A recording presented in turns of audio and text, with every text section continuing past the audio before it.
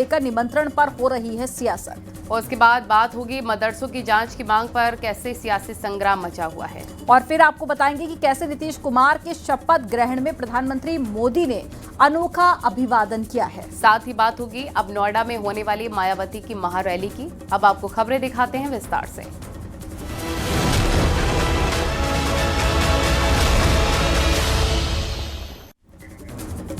दिल्ली लाल किले के पास में 10 नवंबर को हुए कार ब्लास्ट ने पूरे देश को हिलाकर रख दिया। अब उत्तर प्रदेश एटीएस ने मदरसों की छानबीन तेज कर दी है। वहीं दूसरे राज्यों से आए मौलवियों, प्रबंधकों और छात्रों पर फोकस किया जा रहा है, लेकिन जांच को सियासी रंग दिया जा रहा है। दिखाते हैं आपको रिपोर्ट।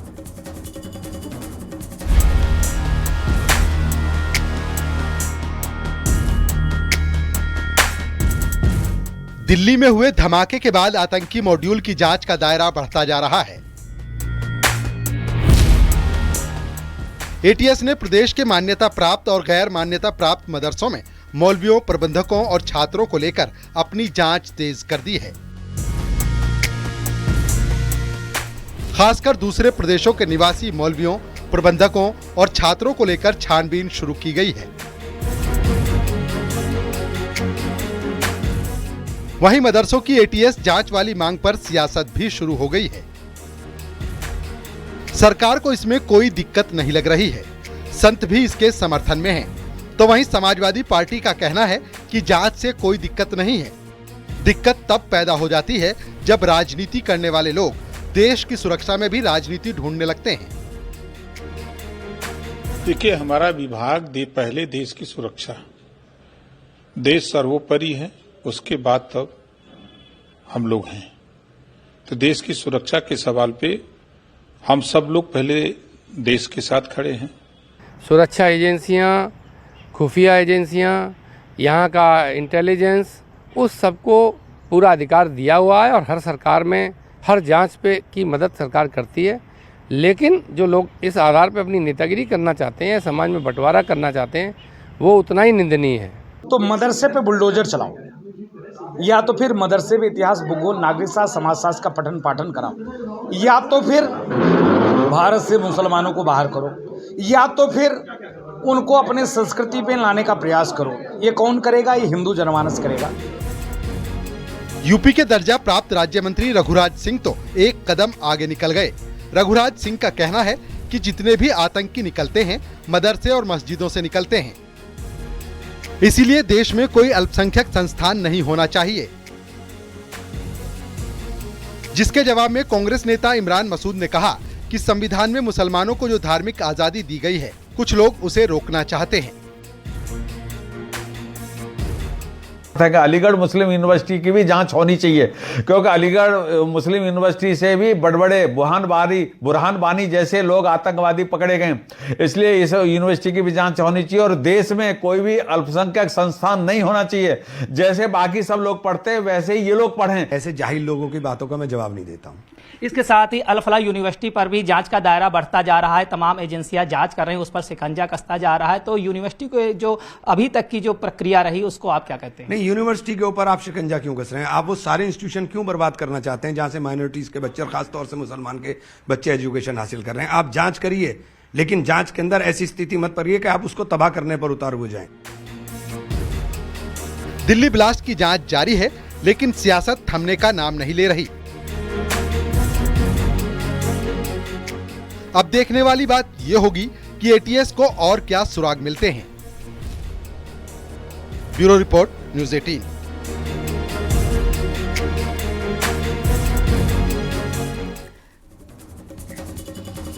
प्राण प्रतिष्ठा के वक्त जिस तरह विपक्षी दलों ने न्योता न मिलने का मुद्दा उठाया था, ठीक वही कहानी अब दोहराई जा रही है। 25 नवंबर को अयोध्या में राम मंदिर परिसर में भव्य धर्म ध्वजा का कार्यक्रम होने जा रहा है, लेकिन समाजवादी पार्टी फिर मैदान में है। सांसदों का दावा है कि हमें अभी तक निमंत्रण नहीं मिला। वहीं बीजेपी ने पलटवार किया है कि अयोध्या की भव्यता इन लोगों को चुभती है। देखिए,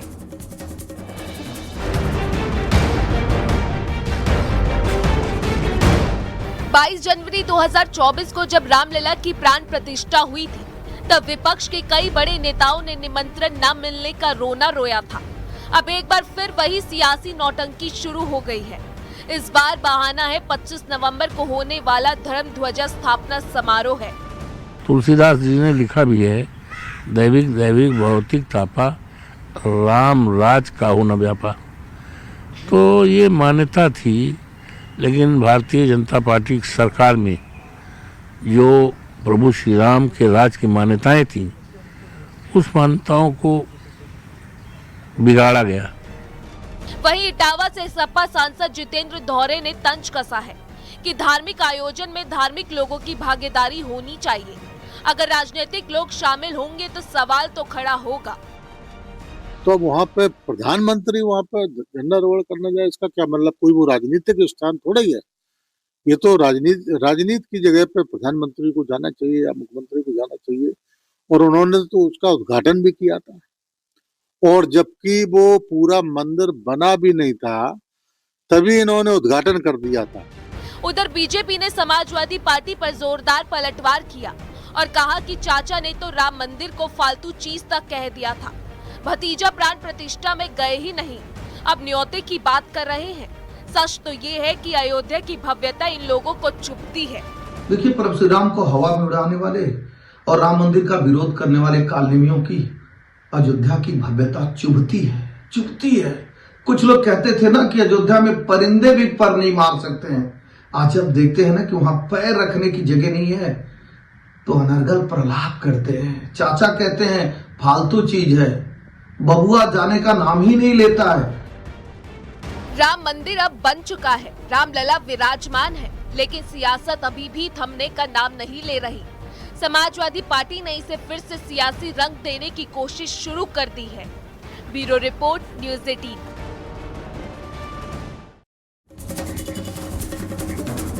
बिहार में मुख्यमंत्री नीतीश कुमार ने इतिहास रच दिया है। नीतीश कुमार रिकॉर्ड तोड़ 10वीं बार बिहार के मुख्यमंत्री बन गए हैं।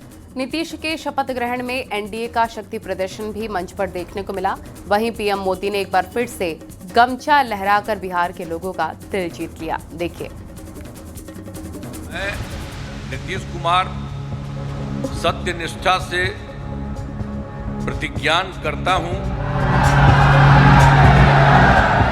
20 नवंबर 2025 ये वो तारीख है जो हमेशा हमेशा के लिए बिहार के इतिहास में दर्ज हो गई, जब पटना के ऐतिहासिक गांधी मैदान में नीतीश कुमार ने रिकॉर्ड 10वीं बार मुख्यमंत्री पद की शपथ ली। शपथ ग्रहण समारोह तालियों की गड़गड़ाहट से गूंज उठा। गुरुवार को नीतीश कुमार ने 10वीं बार बिहार की बागडोर संभाली। राज्यपाल आरिफ मोहम्मद खान ने नीतीश को शपथ दिलाई। भव्य शपथ ग्रहण समारोह में जब नीतीश कुमार ने बतौर सीएम पद एवं गोपनीयता की शपथ ली, प्रधानमंत्री नरेंद्र मोदी भी उस पल के साक्षी बने। शपथ ग्रहण समारोह में मंच पर एनडीए का शक्ति प्रदर्शन भी दिखा। स्टेज पर पीएम मोदी के साथ साथ बीजेपी अध्यक्ष जेपी नड्डा, गृह मंत्री अमित शाह मौजूद थे।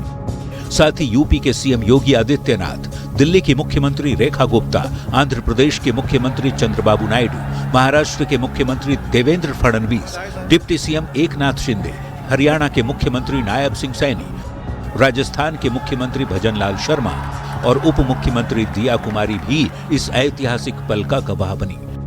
इस भव्य समारोह में सीएम का परिवार भी शामिल हुआ और बेटे निशांत ने पिता के मुख्यमंत्री बनने पर खुशी जताई। कार्यकर्ताओं की मेहनत है, हमारी नीतियों को उन्होंने जन जन तक पहुंचाया, चाहे केंद्र सरकार की नीतियां हो, राज्य सरकार की हो, भाजपा जदयू, तो सबका योगदान है।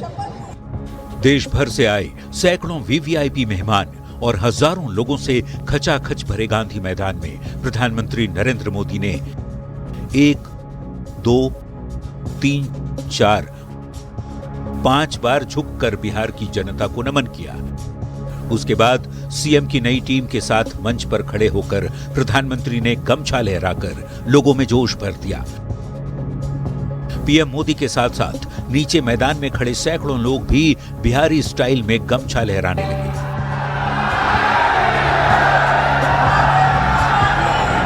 बधाई। 10वीं बार सरकार बनाने पर देश भर के नेताओं ने सीएम नीतीश कुमार को बधाई दी। प्रधानमंत्री नरेंद्र मोदी ने सोशल मीडिया पर लिखा, नीतीश कुमार जी को बिहार के मुख्यमंत्री पद की शपथ लेने पर बहुत बहुत बधाई। वे एक कुशल और अनुभवी प्रशासक हैं। राज्य में सुशासन उनका शानदार ट्रैक रिकॉर्ड रहा है। नए कार्यकाल के लिए उन्हें मेरी हार्दिक शुभकामनाएं। ये चौथी बार था जब नीतीश ने गांधी मैदान में सीएम पद की शपथ ली। ये रिकॉर्ड बनाने के साथ साथ 10वीं बार मुख्यमंत्री बनने का कीर्तिमान भी अपने नाम कर लिया। पटना संवाददाता आनंद अमृतराज के साथ ब्यूरो रिपोर्ट, न्यूज़ 18।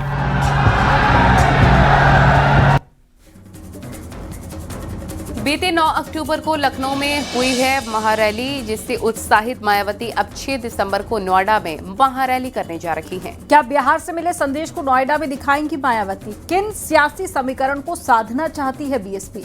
आपको रिपोर्ट में दिखाते हैं।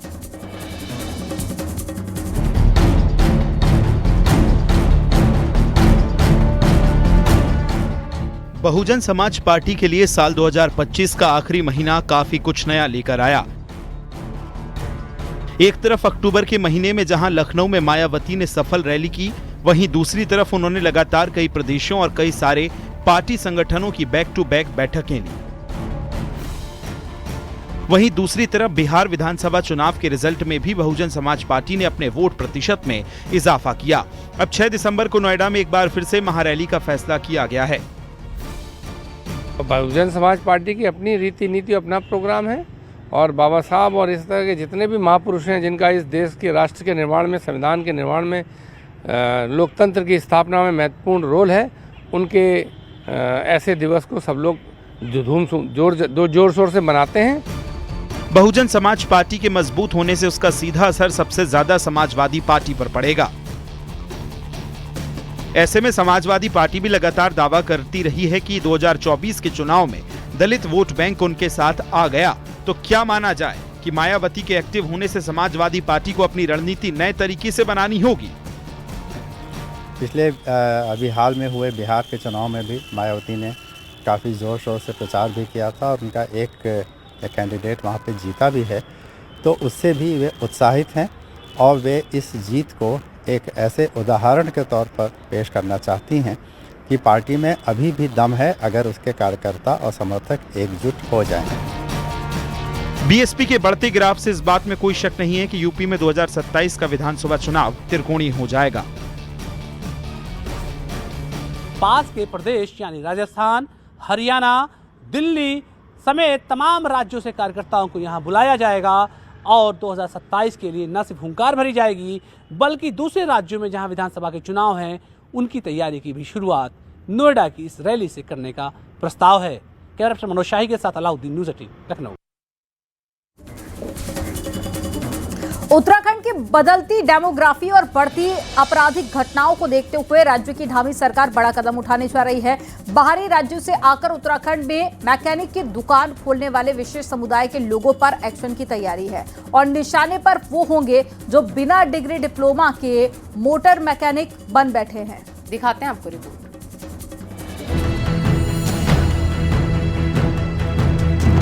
बाहरी राज्यों से आकर उत्तराखंड को शरण स्थली समझ बैठे लोगों पर सरकार एक्शन की तैयारी में है। शक है कि अन्य राज्यों में आपराधिक घटनाओं को अंजाम देकर लोग उत्तराखंड में बसने लगे हैं, जिनकी पहचान के लिए सरकार नया कदम उठाने जा रही है। बिना डिग्री या डिप्लोमा के मोटर मैकेनिक की दुकान चलाने वालों के लिए परिवहन विभाग पॉलिसी लाने जा रहा है। अधिकारी बताते हैं कि पिछले कुछ समय में पाया गया है कि बिना किसी तकनीकी जानकारी के लोगों ने अपनी मोटर मैकेनिक की दुकान खोल ली है। पुलिस को शक है कि सहारनपुर, शामली, नजीबाबाद जैसे इलाकों में आपराधिक घटनाओं को अंजाम देने के बाद लोग प्रदेश में एंट्री कर रहे हैं। ऐसे लोगों पर अब एक्शन होगा। इसमें बड़े गैराज भी शामिल होंगे और छोटे मैकेनिक भी, उनको लाइसेंस लेना होगा।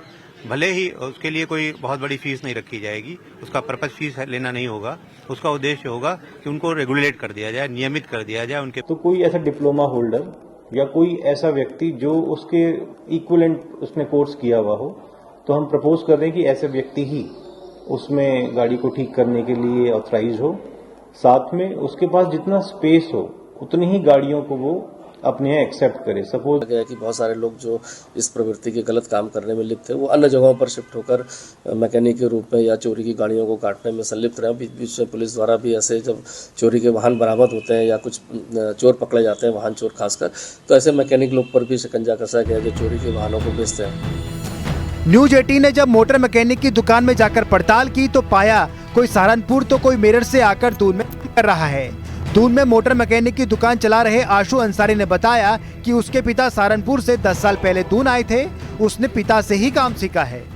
ना ऐसा तो कुछ नहीं है मैम, इस लाइन में आधा से ज्यादा लोग ही मेरे ख्याल से पढ़े ऐसे होंगे जो पढ़े लिखे नहीं होंगे। अच्छा। और जो पढ़े हुए हैं उनसे बेटर काम करते हैं वो। अच्छा। जो हाँ जी, इसमें पढ़ाई की नहीं, माइंड की जरूरत है इस काम में। हाँ जी हाँ जी। वैसे किसी भी टेक्निकल काम के लिए उसकी डिटेल जानकारी होना जरूरी है, लेकिन देहरादून समेत प्रदेश के ज्यादातर हिस्सों में पाया गया है कि बिना जानकारी के मुस्लिम समुदाय का वर्चस्व इस काम में सबसे ज्यादा है। बाहरी राज्यों से आकर ऐसी दुकानें चला रहे लोगों पर सरकार अब कार्रवाई की तैयारी में है। J18 के लिए देहरादून से भारती सकलानी की रिपोर्ट। अमेरिकी राष्ट्रपति डोनाल्ड ट्रंप के बेटे डोनाल्ड ट्रंप जूनियर ने कड़ी सुरक्षा के बीच आगरा में ताजमहल का दीदार किया। उनके साथ उनकी पत्नी भी मौजूद रही। डोनाल्ड ट्रंप जूनियर और उनकी पत्नी ने करीब 45 मिनट ताजमहल परिसर में बिताए और इस दौरान डोनाल्ड ट्रंप जूनियर ताज की खूबसूरती के कायल नजर आए। ताजमहल में मशहूर डायना बेंच पर बैठकर परिवार के साथ फोटोशूट कराया, साथ ही ताजमहल का इतिहास भी जाना। आपको बता दें कि डोनाल्ड ट्रंप जूनियर उदयपुर में अमेरिकी अरबपति की शादी में शामिल होने के लिए भारत आए हैं। वो NRI अरबपति राजू मंटेना के बेटे की शादी में शिरकत करने आए हैं। बिजनेसमैन राजू मंटेना कई सालों से अमेरिका में रह रहे हैं और डोनाल्ड ट्रंप के काफी नजदीकी भी बताए जाते हैं।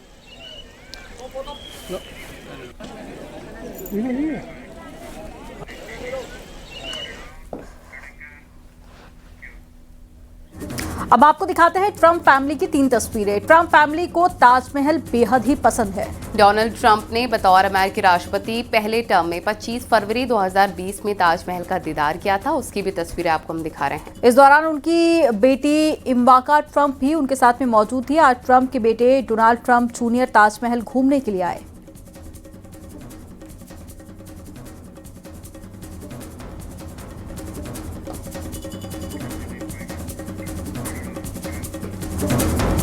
खबरों में आगे बढ़ते हैं। मेरठ से एक डॉक्टर का हैरान करने वाला मामला सामने आया। आरोप है कि एक 2.5 साल के बच्चे के सिर पर लगी चोट को ठीक करने के लिए डॉक्टर ने फेविक्विक लगा दिया उसकी चोट पर। घटना मेरठ के एक निजी अस्पताल का है। डॉक्टर की इस लापरवाही की शिकायत मेरठ के CMO को भी की गई, जिसकी जांच पड़ताल की जा रही है। आपको रिपोर्ट में दिखाते हैं।